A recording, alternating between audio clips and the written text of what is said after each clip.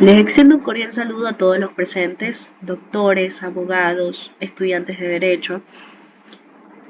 Me presento, soy la abogada Melanie Mendoza Villacrés y en esta ocasión vengo a tratar el tema del régimen de pensión alimenticia y los incidentes de mediación. Bien, el tema de las pensiones alimenticias, no, el tema de alimentos, es una de las materias que más litigios genera en las unidades judiciales de familia, mujer, niñas y adolescencia. Y pues dentro de ellas también consideramos los incidentes de fijación, de disminución, aumento, extinción, ¿no? Y considerando todo eso, eh, eso representa un porcentaje muy alto en la carga procesal, ¿no? Entonces, eso es más que nada un dato para poder introducirnos al tema. Ahora bien, vamos a ver sobre el marco normativo, en qué parte podemos encontrar sobre los alimentos, pensiones alimenticias, etcétera, ¿no? Comenzando por la Constitución. La Constitución del artículo 44 hace alusión más que nada a la protección integral del menor.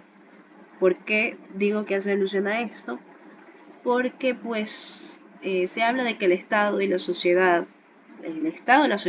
y la familia promoverán el desarrollo integral de niños, niñas y adolescentes y por supuesto tienen esa obligación de garantizar el ejercicio pleno de sus derechos, ¿no? Y entre ellos pues obviamente entra el tema de la alimentación. En el Código de la Niñez y Adolescencia, en cambio, eh, podemos buscar sustento legal, más que nada en los artículos 2 y 4 del título quinto. ¿Ya? Habla sobre características importantes del derecho de alimentos, que ya las mencionaré en la siguiente diapositiva. Habla sobre los titulares del derecho, las personas obligadas, etc. Y por supuesto, el COGEP también. Claro que también es importante hablar del COGEP porque en él podemos ver el procedimiento en el que se sustancian este tipo de causas, ¿no? Que en este caso el procedimiento sumario. Y para el sustento legal lo podemos encontrar en el artículo 332 y siguientes, ¿no? Que trata justamente sobre el procedimiento sumario.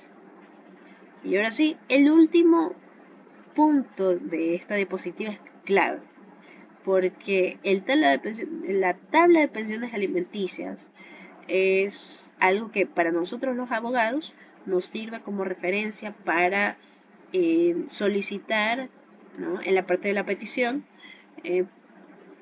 solicitar un monto proporcional con la situación en particular, ¿no? Con la situación que se está llevando a cabo, ¿no? O, o la causa a la que uno está representando.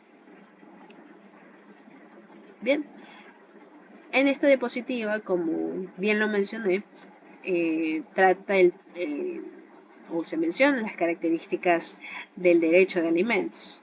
Es importante saber de esto, ¿no? Más que nada, saber que el derecho de alimentos es irrenunciable, es intransferible, imprescriptible e inembargable. ¿Por qué irrenunciable? Porque pues uno no puede desistir, no puede renunciar, no puede desapegarse de este derecho. El intransferible es intransferible porque no puede cederse a otra persona. No puedo darle un derecho que me corresponde a mí a otra persona para que esta persona lo ejerza. ¿Ya? Imprescriptible porque no se extingue por el tiempo. E inembargable porque protege el mínimo vital. ¿Ya? En cuanto a los beneficiarios, podemos encontrarlo en el CONA, en el artículo 4, en el título quinto, ¿no? Hijos menores de 18 años, o sea, personas que pueden percibir alimentos, estos alimentos necesarios, que en este caso vendrían siendo los hijos menores de 18 años, los hijos hasta los 21 años, si es que estudian, y las personas eh, con discapacidad, pues no tienen límite, indistintamente de si tiene menos de 18 años, si tiene 18 años, si tiene 21 años, indistintamente de su edad, eh, los hijos con discapacidad no tienen un límite para dejar de percibir alimentos, ¿no? Bien, el procedimiento para que se pueda fijar una pensión alimenticia, realmente es sencilla. Se ingresa la demanda o el formulario, se suele llenar en general un formulario, el formulario de pensión alimenticia, ¿no? Este formulario o esta demanda la califica el juez, y el juez en su auto de calificación establece eh, una pensión provisional, tomando como base la tabla de pensiones mínimas, ¿no? Considerando por supuesto el número de hijos. Luego de eso se cita por supuesto al demandado, eh, se realiza, se desarrolla una audiencia única, y pues en la audiencia se practican las pruebas, y en base a todo eso, a las pruebas practicadas en audiencia, también tomando en cuenta la tabla de pensiones alimenticias, el juez mediante resolución fija pensión definitiva. ¿Ya? Bueno, mencioné sobre que se practican las pruebas, ¿ya? Del lado de actora, la parte actora puede presentar las siguientes pruebas. Por ejemplo, certificados del IES, declaraciones tributarias, peritajes económicos o incluso análisis de estilo de vida. De acuerdo a, se suele publicar muchísimo, o la gente se suele exponer bastante en redes sociales, entonces también se puede tomar en consideración eso. Pero sobre todo los tres primeros puntos son claves, son importantes, ¿no? Porque en base a eso se está justificando por qué se está solicitando el monto que se puso en primer lugar en la petición del formulario o de la demanda. Entonces es importante considerar todo este tipo de pruebas documentales, periciales, o incluso pueden ser también pruebas testimoniales. Hay que tomar en consideración todos esos puntos. Bien. Bueno, hasta aquí ya el juez ha emitido una resolución en donde ha fijado una pensión definitiva, no provisional, de provisional después de la audiencia ha pasado a definitiva, ¿no? Ahora vamos a hablar de los incidentes de alimentos. ¿Qué son los incidentes de alimentos? Son todas las solicitudes posteriores a la resolución, ¿no? Porque en este caso, estas solicitudes posteriores suelen darse porque las circunstancias por las que en primer lugar se fijó la pensión alimenticia han variado, se han alterado, cambiado, etcétera, ¿no? Entonces, en estos casos, estos incidentes se tramitan como un proceso nuevo. ¿Ya? Vamos a entrar un poco más en detalle. Vamos a hablar primero del incidente de aumento. Es importante tomar en cuenta que el incidente de aumento estos procesos siempre lo inicia la parte actora, ¿no? Que es la parte interesada en este aumento de pensión. ¿Ya? Esto suele darse sobre todo por cambios en las necesidades del menor, también porque a veces al alimentante, el alimentante está percibiendo mayor ingresos, entonces en esos casos se suele solicitar un aumento de alimentos, ¿no? Por ejemplo, por poner un ejemplo, ¿no? Supongamos que el menor está pasando por una situación de salud complicada, ¿no? Y pues entre consultas médicas, medicamentos, etcétera, eso significa un monto un poco más elevado. ¿Ya?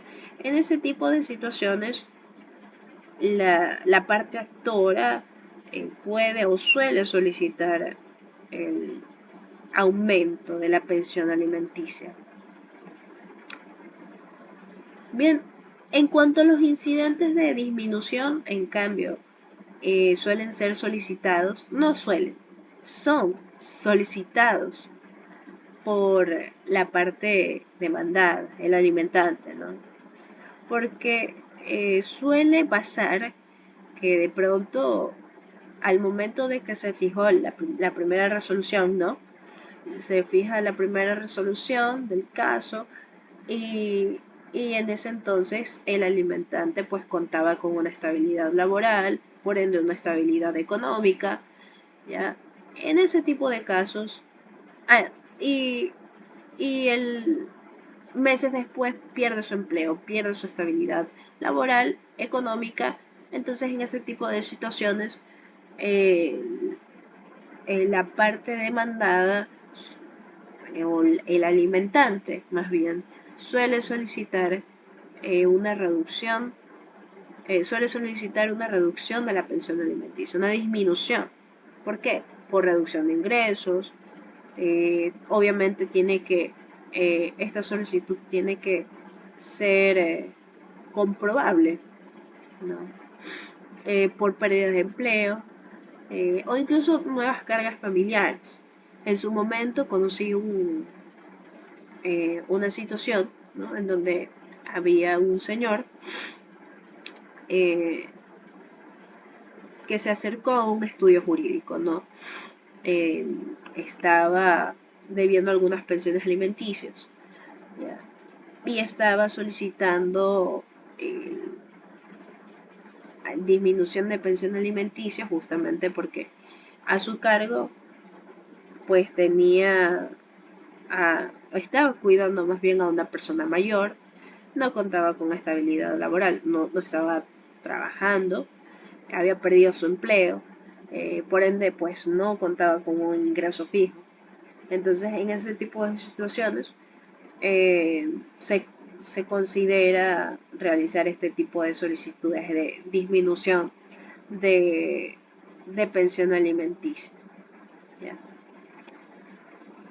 En cuanto a los incidentes de extinción, bueno, ya hablamos de las edades, de los limitantes en edad, ¿no? Si el hijo, el hijo es menor de 18 años, no, perdón, cumple los 18 años. ¿Ya? Tiene dos opciones o hay dos vías. El hijo de 18 años decide que no va a continuar con sus estudios de tercer nivel. En ese caso, el alimentante puede solicitar extinción de la obligación de pensión alimenticia. Pero si el hijo de 18 años decide continuar con sus estudios universitarios, el alimentante por ley tiene la obligación de seguir pasando pensión alimenticia hasta que su hijo cumpla los 21 años de edad. También se suele solicitar la extinción por fallecimiento de una de las partes, por impugnación de paternidad o por cese legal de la obligación. Bien, Esto del apremio no es como tal no es un incidente propiamente. Tomémoslo como un mecanismo, ¿ya? Como un mecanismo de cobro forzoso ante el incumplimiento, ¿no? Lo había considerado como un incidente de pago de pensiones, pero realmente no es propiamente una modificación de la pensión, pero sí es un mecanismo de cobro forzoso.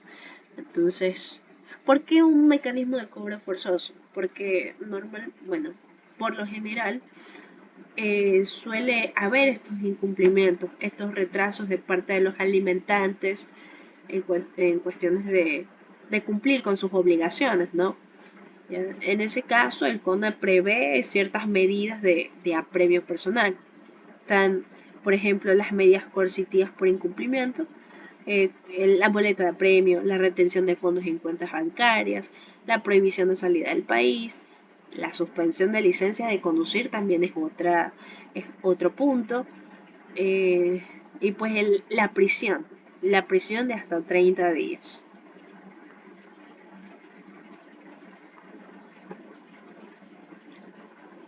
Ok, ya hemos tratado la parte de los incidentes en temas de pensión alimenticia, entonces pasamos a la mediación. Vamos a hablar de la mediación, ¿no? Y aquí llegamos a un punto en donde se genera bastante debate en la práctica, porque se suele surgir esta duda de si la mediación es un mecanismo idóneo para resolver temas de pensión alimenticia, ¿no? ¿Por qué surge esta duda? Porque se supone que el derecho de alimentos de niñas, niños y adolescentes es irrenunciable e intransigible, ¿ya? Entonces, cómo se concilia esto con la mediación? ¿Ya?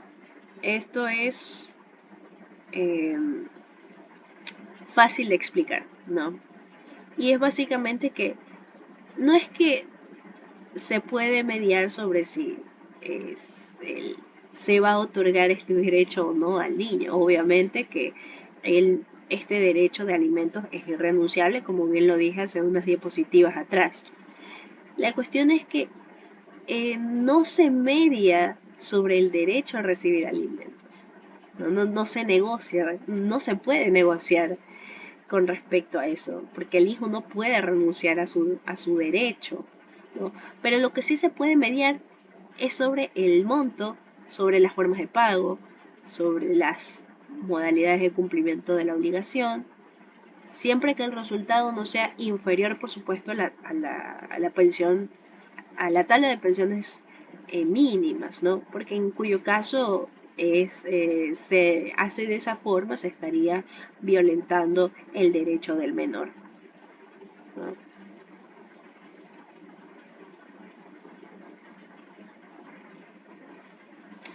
Bien,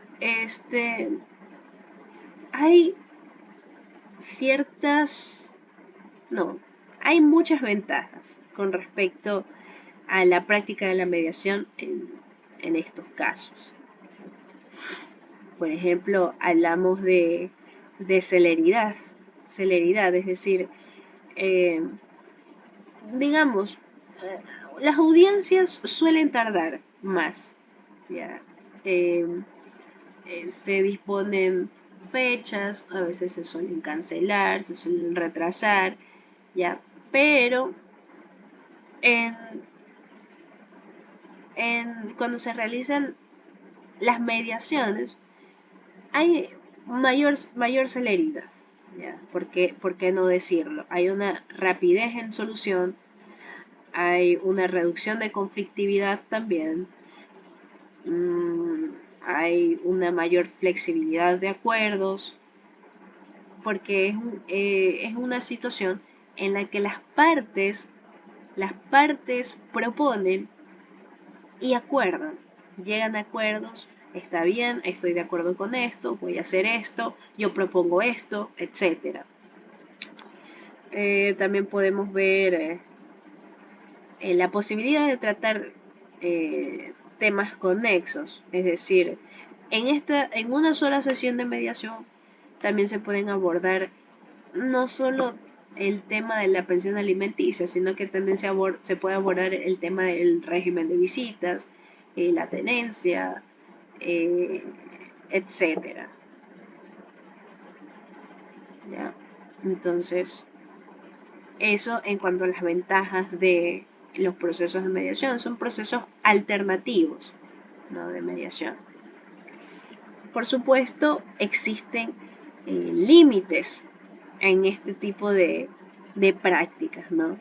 Y es que existen riesgos de acuerdos por debajo de la tabla mínima.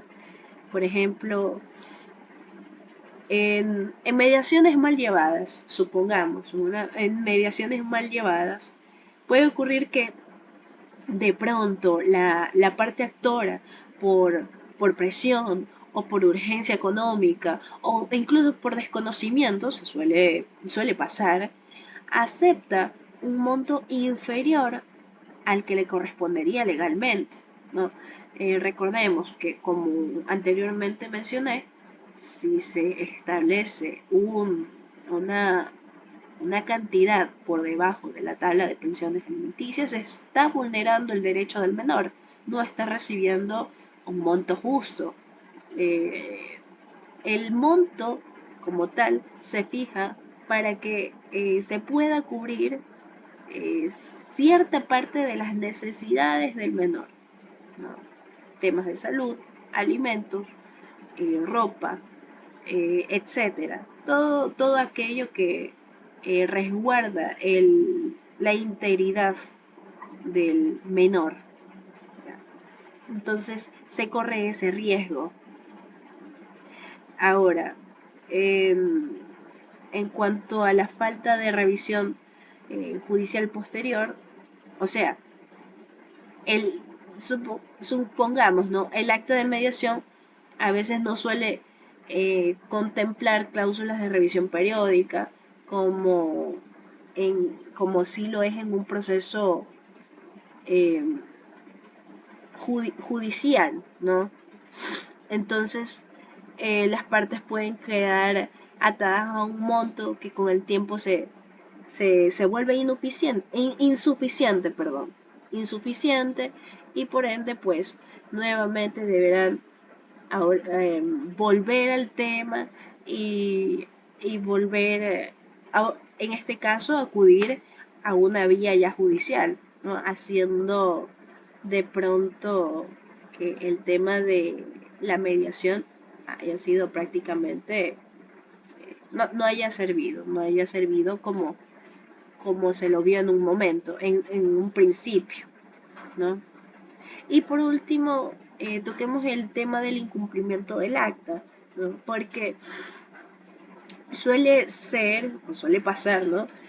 Bastantísimo también, y me imagino que ustedes también han escuchado eh, bastantes situaciones sobre esto, y es que las dos partes van a mediación, de pronto llegan a un acuerdo, y bueno, todo bien, pero luego de unos meses la parte actora nuevamente eh, exige y exige al alimentante que cumpla con su obligación, porque resulta que el acuerdo al que llegaron quedó solo en un papel, en un documento, y no ha hecho nada.